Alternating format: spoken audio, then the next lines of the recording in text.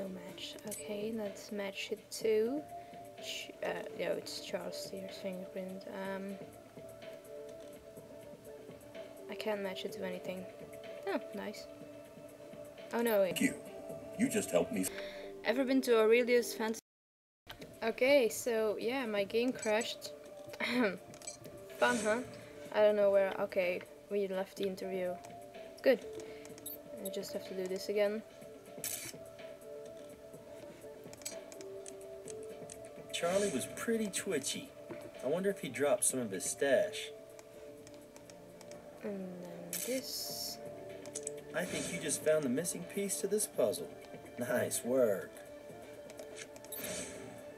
What? Okay, let's do this again.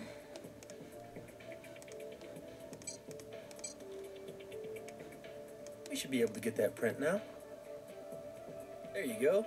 Good as new. Oh crap, I keep pushing the wrong buttons. Okay, stupid print. Again. Got it, yay. You gotta love it when you pull a fingerprint off the murder weapon. Now, let's hope we get a match. Yeah, let's.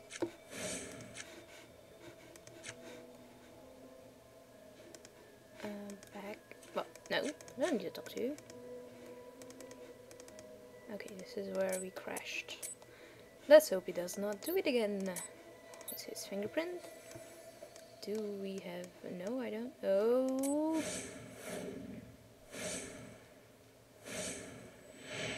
Print proves Kathy Bird handled the murder weapon. You got her. Yay. Is there anything else we can process? Because it's... We have to process everything. I do mean everything. I need to compare these... Can I do anything with this? No. I need to compare the two substances, chemical. That. Confirm match. We found traces of identical carpet cleaner on both the floor of the crime scene and on Charlie Steer's shoe. I thought he said cleaning was the maid's job. I've got mail. We asked Kathy, if we ask Kathy about her fingerprints is on the murder weapon, it might be enough to get a confession.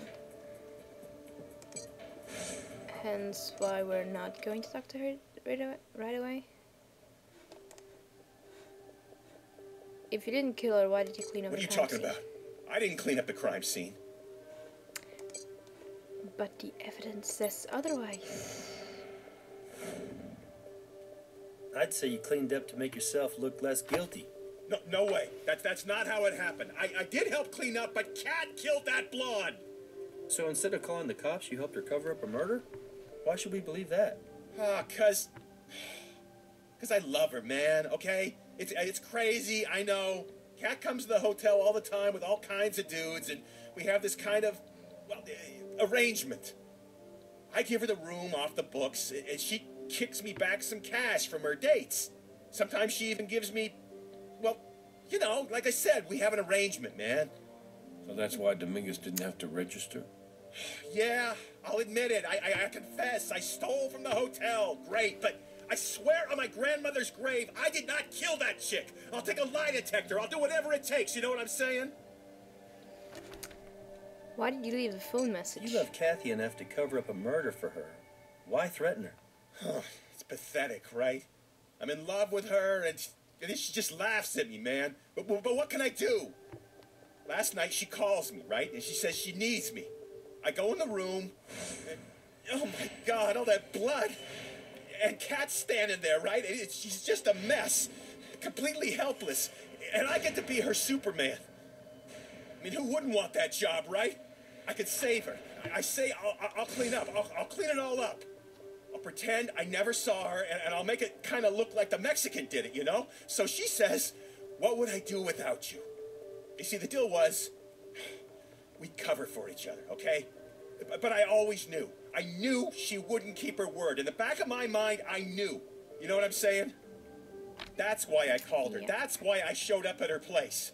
I knew she'd never keep her word. I was just hoping. What about Lynn's ATM Oh, card? I don't know what I was thinking. Yeah, I took it, and I tried to use it. Damn. I needed to get high to try to forget the whole thing, you know? Why would Kathy Bird would want to kill Lynn Bowden? I don't know. I know that this Lynn chick, I guess when she came to town, I didn't see Kat for a while. Then, like, out of nowhere, man, I see Kat with this chick and this Mexican dude at the hotel, and it's, you know, it's like the normal routine. And she says, "Hey, Charlie, give him the special." Okay.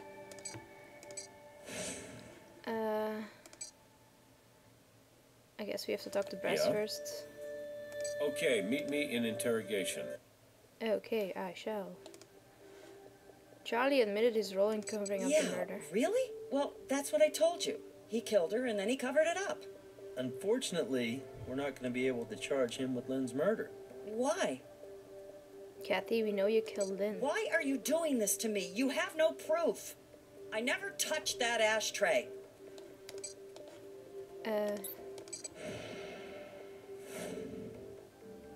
Because your fingerprint is on the murder weapon, Kathy. You killed Lynn. I just wish we could go back. 2 years ago, Lynn and I were together. I loved her so much, and I know it wasn't easy for her to be open about us, Oh. but I could never understand why she left me for that idiot.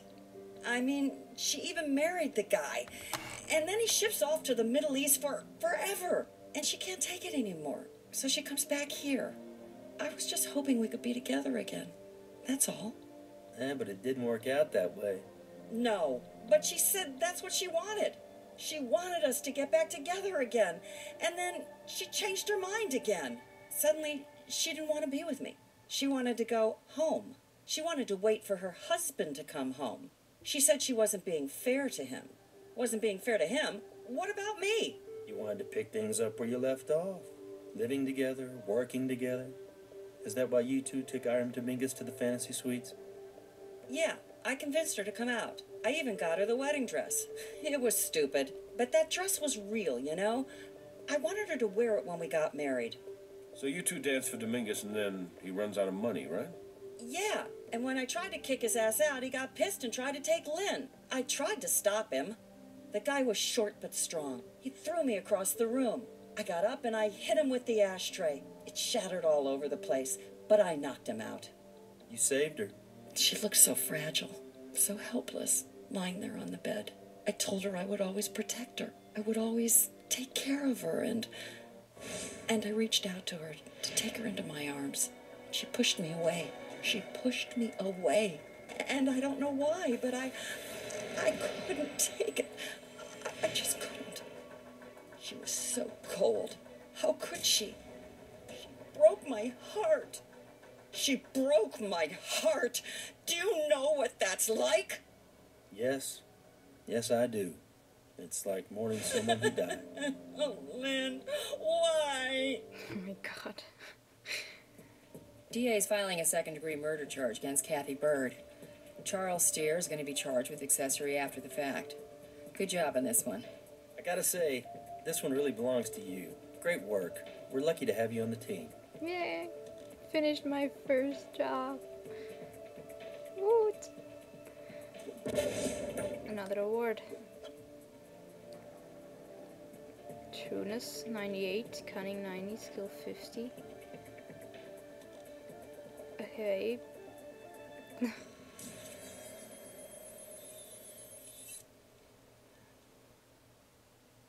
Continue then with the new game. Could have been in Contender. Whatever Contender is. Don't tell me my game's stuck again. Okay, it's not. Whew. Our new scene.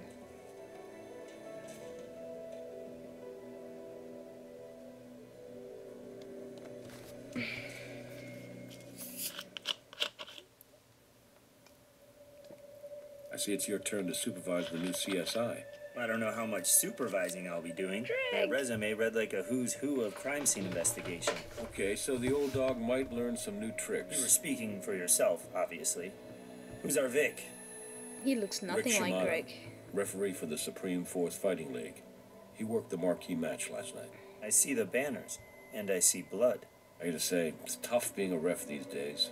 I mean, all that money and all that ego in sports, it takes just one bad call. And you're down for the count. He looks nothing like Greg. While there was no rumble in the jungle, Nothing. I'm told this fight was the championship match between Hank Hackett and Tito Tiger Valone. According to the program, the two guys are Japanese-trained fighters who put on a real show.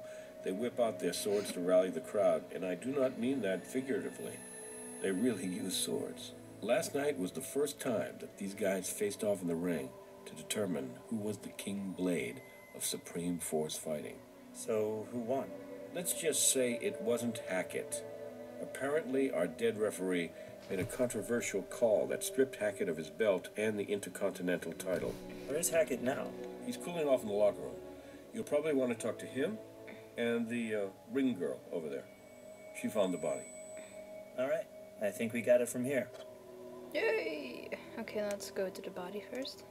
I've seen a lot of strangulations, but this may be the first death by Mike. Really? Oh, the hair? I think this hair may belong to our strangler.